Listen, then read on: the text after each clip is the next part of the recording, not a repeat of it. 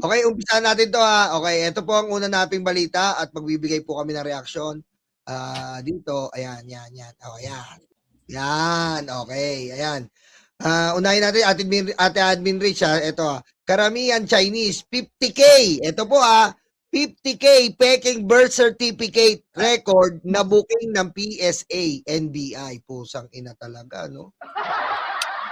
Oh, Ate Admin Rich. Grabe. Ayan nga, di ba, yung panahon ng kasagsagan ng yung Pogo ay na diskubre, no? At talagang yung ating Pangulo ay talagang nagsabi siya na itong mga Pogo ay talagang totally iban. At yan nga, naglalabasan yung mga balita, no, na nadidiskubre. At ang ano pa nito sa may Davao del Sur, no, na merong mga birth certificate doon na mga, I think kung hindi ako nagkakamali, no, mga nasa 2,000 pa lang yata yun, no, yung nadidiskubre dati. Pero ito, totoo ba to? 50K? 50K siya? Ganun siya kadami?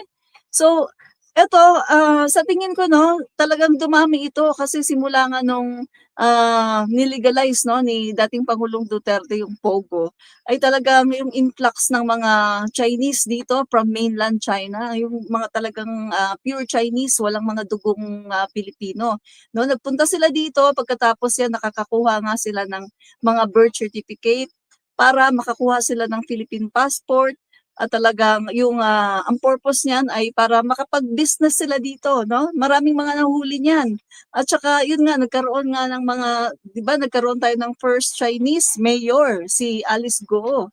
So dito talaga, no, pinapasok talaga parang para silang mga yung pinapasok nila yung mga ahensya, gobyerno, no? Mismo gobyerno. Nalala ko lang, no, konting segue lang, no, si Harry Roque. Kasi napanood niyo ba yun yung sinabi ni Harry Roque na marami nga daw dito mga Chinese, no, sa Pogo. Tapos ang ginagawa daw ay sinusuhulan mismo yung gobyerno. Kumbaga kinukurap yung gobyerno. So parang nangyayari ay nagiging ano ba tawag doon? Parang mafia, no? Parang nagiging sindikato na talaga, no? Na kung saan etong mga Chinese na to ay talagang malaya sila na nakakakuha ng mga birth certificate. At yan din yung sa tingin ko, ang reason kung bakit si dating Pangulong Duterte ay ginawa niyang 10 years ang passport, di ba? Kasi ngayon nga, pumupunta dito yung mga Chinese, malaya sila, no? From mainland China, malaya sila na nakakapagtrabaho dito, nakakakuha ng mga dokumento, katulad ng birth certificate, Philippine passport, and then bumibili ng mga lupain. Tapos niyan, pumapasok sila sa gobyerno kasi nga para yung kanilang mga businesses ay protektado katulad na lang ng Pogo, di ba? Kaya nga si Alice Go, kung maraming ang nagsabi, kung hindi siya pumasok sa gobyerno, kung hindi siya tumakbo as mayor, baka hindi pa yan siya mahuli, di ba? Pero blessings in disguise din kasi yung pagtakbo niya, no, as a mayor ng Pampanga, kasi ayun, talagang lumabas itong mga napakarami palang mga Pogo, tapos itong parang ginagawa nila ay pinapalibutan na nila yung bansa natin, no? At saka maraming mga spy na mga Chinese, no? So eto, masasabi ko talaga, nagpapasalamat ako, no, at talagang natuldukan na etong Duterte administration, kasi kung hindi ito natuldukan, naku, talagang parang na tayo masasakop na talaga tayo nitong mga Chinese na to, no, from mainland. Kasi kita niyo naman, no, pati tanungin ko kayo, sino ba yung mga tao ngayon, no, na talagang may mga negosyo ng mga malalaki? Halos lahat mga Chinese na, di ba? Pero siya, mga Filipino blood, okay lang ngayon. Ang problema kasi yung mga talagang peke, no? Nagpapanggap lang sila na sila ay Pilipino. Yun pala, fake naman pala ang kanilang nationality, fake passport, fake ang birth certificate, no? So yan, naniniwala ako na alam yan ni dating Pangulong Duterte. Pero dahil nga sa pera ay talagang kanyang pinayagan yan, no? Dahil dyan sa pera. Kumbaga, pera-pera lang talaga, no? Na ang ating gobyerno ay parang naging sindikato. At kita nyo nga, di ba? Michael Yang, ang kanyang presidential advisor. Ako, ang dami ko na yata sinabi ah. Okay lang yun, te. Okay lang yun. Salamat, Ate Admin Risha. Ikaw naman, Barat Boy, pare. Okay, good. Malakas yung ano ni Ako, Barat Boy. ako na ba? Oo, malakas yung background mo, uy. Malakas yung background ko. Wait lang nga, ano nga natin. O, sige, si Ate Oh, yan. mo muna. Yan, No, yan. sige. Kaya na. Ano, si Ate Mau muna? Si Ate Mau na lang muna. O, sige, Ate Mau. Tungkol sa yung 50,000 na peke na yan, bago lang po yan na balita mga kaibigan ha, nagsimula nung March 19, ngayong taon, hanggang ngayon, kanina, naglabas ng report, NBI na po ito, na na-flag na po yung 50 na sinasabi na 50,000 na peking birth certificate. At sa Mindanao po, of all places, sa Mindanao, North Cotabato po, nakita ng NBI. Excuse me. Pasensya na po, meron po akong ubo. Anyway, nakita po ng NBI na doon po sa North Cotabato, lalong-lalo na sa town na ang pangalan ay Pikit at saka Aliosan Town sa North Cotabato, doon po nakita nila madami doon na naglabas ng mga peking birth certificate at mostly ito po sa mga Chinese.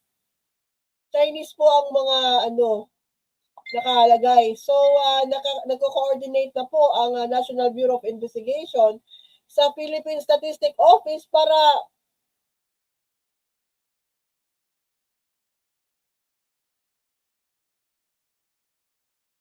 malaman kung sa buwat doon kung wala pong walang active na sa buwatan, hindi po yan mangyayari. So, tinitingnan po kung may kasabwat po na mga opisyal ng gobyerno natin na gumawa niyan. Lalong-lalo na po yung mga sa civil registry ng mga munisipyo na to, mga munisipalidad na ito. At yun nga, noong March 19, nagsampa na po ng mga kaso ang NBI. Nagsampa po sila ng kaso doon sa mga hinihinalaan na naggumawa ng mga peke na mga birth certificate na ito. Ang nakakabahala, Tita Admin Rich, 50,000 to. 50,000 ha, hindi lang 50,000. So, paano yan? Hindi ko kayo marinig. Naririnig niyo ba ako? Oo, naririnig. Dire-diretso ka lang dyan. Go. Opo. So, yun nga. Nakakabahala kasi 50,000 hindi to ibig sabihin. Pwede na po to isang barangay. Diba? Isang barangay na po ito. 50,000 na mga individual na may birth certificate na peke. Nakakabahala po ito. At yun na nga, sabi ng NBI, nag-file na sila ng kaso sa mga civil registry officials dahil sa mga fake birth certificates. So ang masakit po, ang katotohanan, may kasabwat talaga sa gobyerno natin, nangyari yan. So yun na yun. May kasabwat sila na Pilipino. Bakit ganon? Bakit kailangan pa nila mga mameke? At hindi lang po ito nangyari ngayon sa panahon ng ngayong current na administration. Matagal na po ito nung panahon pa po ng previous. So, ito na po yung sinasabi na yung the other side ng Pogo. Yung realidad. Ate, nag-aangka. Ate Mau. Na dati Si Mau, pala yung nag-aangka. Naghahang ako? Oo, naghahang ka. Hanggang ngayon? Ayan, maayos na. Yan. Go. So yung social cost pala ng Pogo ay hindi maganda. Hindi nakakatulong sa atin. So yun na yun. Ito na yun isa sa mga nangyari na napasukan po ang Pilipinas ng mga individual na para lang makapasok sa ating lipunan nameke ng mga birth certificate. So, kailangan nila habulin ito. Marami din tong 50,000 eh. Marami to. Paano? Pag sila po ay nasakop na, nakuha na po, nahuli na, malamang i-deport po ito sila. Oh. Yan. Salamat, Ate Mawa. Ayan po ang ikaw naman, pare Barret Boy. Sabi, sayang, ang dami ko na sinabi, nakamute pala ako. Natapos ko na yung isang buong topic, pre. Hindi nyo narinig? Sayang. Magandang gabi po sa lahat, ha. Siyempre, alam nyo yung balita nga na yan, no? Sinasabi nga ng karamihan daw yung Chinese nationals. Hindi, halos nasabi nyo na rin naman lahat eh. Pero confirm na ba yan? Confirm na? Yung data na yan? Oo, anong kala mo sa ating fake news? Hindi, sininaano ko lang. Hindi kasi, naano ko din yan kanina. Dapat ipopost ko yan. Oo, confirm yan, pre. Confirm. Meron. Hindi kasi, Mukhang matagal na yan. Ngayon na lang lumabas ulit yung na yan. Kasi di ba kasi, pinahuli na yan nung alam ko nga, panahon nung bago paniguo. Nung nakaraan, hindi pa na-accumulate. Walang number. Wala pang numbers. Oo, yung numbers. Oo. Kaya yun yung tanong ko dyan. Panahon pa yung Duterte. Kasi talaga Duterte napakadami, time pa yan. no? 50,000. Oo.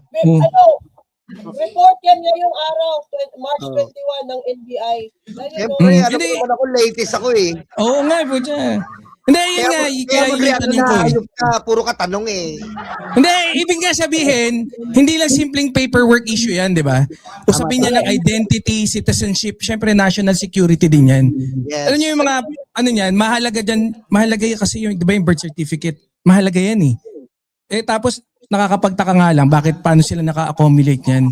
Di ba yung birth certificate, yan yung pinaka-base ng lahat, di ba? Passport, voter's ID, driver's license, business ownership, pagbili ng lupa, pagiging butante, lahat, yan yung requirement. So kung meron ka yan, jackpot ka na kaagad, di ba? Kapag may birth certificate ka, para kang Pilipino sa papel. Kahit hindi ka pa pinapanganak, kahit di ka pinanganak dito, basta may birth cert ka. Ibig sabihin, kung may mali sa sistema, ng birth registration, pwedeng maabuso yung buong sistema ng bansa. Tama. Hindi ito tungkol sa lahi, hindi kundi sa sistema. Importante na malinaw yung di ba? Na yung hindi to hindi to anti-Chinese issue. Ang issue dito, paano sila nagkaroon ng birth certificate? Sino nag-approve? May fixer ba? May insider ba? May corruption ba? Kung may nakakalusot na 1 o 10, problema na yun. Yan pa, 50,000. Kung libo-libong birth certificate na hindi yan individual o yung sinasabi nila isolated case lang, hindi ganun yan May problema talaga doon sa sistema. At yung mga natanong nating una, yun yung mga tanong kung bakit talaga, kung paano, ang dami, grabe. 'Di ba? National security issue talaga 'yan. Yes. Para sa akin kapag maraming foreign national nagkaroon ng Philippine identity, pwede silang makabili ng lupa, pwedeng magnegosyo ng reserve sa Pilipino, 'di ba? O pwedeng makapasok na sa government contacts, pwedeng tumakbo o kumandidato. Pwedeng makaboto. Pwede makapasok sa sensitive area. Isipin nyo na lang, 50,000 niya, isang barangay. Kaya magpanalo ng barangay captain. Di ba? Hindi ito immigration issue lang Security issue rin yan ng bansa. Baka kasi yung mga kababayan natin dyan, baka minamaliit lang yung issue yan. Kaya Yun lang naman sa akin, yun lang yung gusto kong i-point out kasi Correct. at least makita rin natin yung anggulong yun eh. Pero gusto kong linawin na hindi masama yung dayuhan ka. Hindi rin masama kung Chinese ka. Yes. Hindi, True. hindi masama yung sa immigration. Ang masama, kapag nabibili yung identity ng Filipino, kapag ang pagiging Filipino, magiging papel na lang na pwedeng ipagawa, yan yung masama. Kasi ang citizenship, hindi yan dapat yung pwedeng i-apply sa fixer. Pakiayos naman. Tapos biglang Pilipino ka na. In-earn yan sa dugo, sa batas, syempre sa katotohanan. I thank you. Pucha, gumagaling ako sa channel mo. Yeah, napakagaling ha. Okay, ako naman, all I can say to this issue is really alarming, and this is the result of idiot Duterte family. So if this issue is 50,000 for today with the Duterte administration, when you elect Sara Duterte, it will become 50 million, you stupid motherfucker. Okay, that's all I can say. Because all of the things that I want to say, they say it already. Thank you. Oh, yan na. Yun lang po masasabi ko. Kasi totoo po yun ha. Sabi ni Ate Mau, sabi ni Admin Rich, ito po ay sobra po talagang resulta ng Duterte administration. Sabi naman ni Paring Karat Boy, tama yun. Kasi nga po, kaya sila nagiging Pilipino ay dahil para makuha po nila yung benepisyong Pilipino at yun nga yung acquire ng bilang isang Filipino citizen. At siyempre, dahil po ito sa Duterte family. Kaya huwag na po tayo bumoto ng Duterte family anymore. Ha? Kasi po, nagresulta eh. Oh, kita mo 50,000 na mga Chinese. Ginawa po legal sa Davao, sa city po yan ni Bato de la Rosa.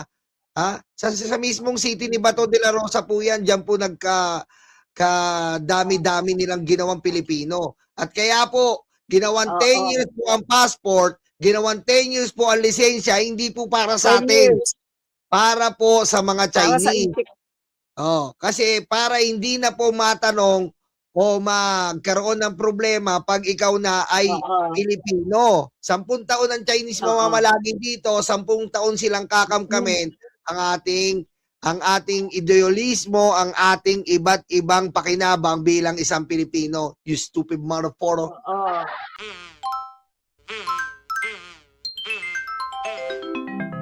Kakulango.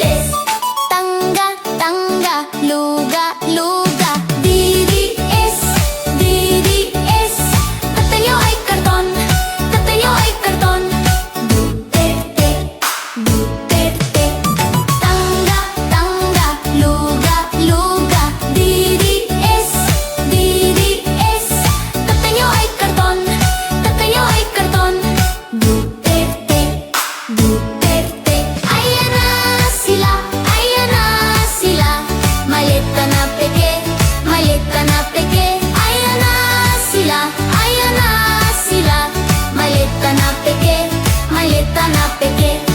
Puro fake news ang dede.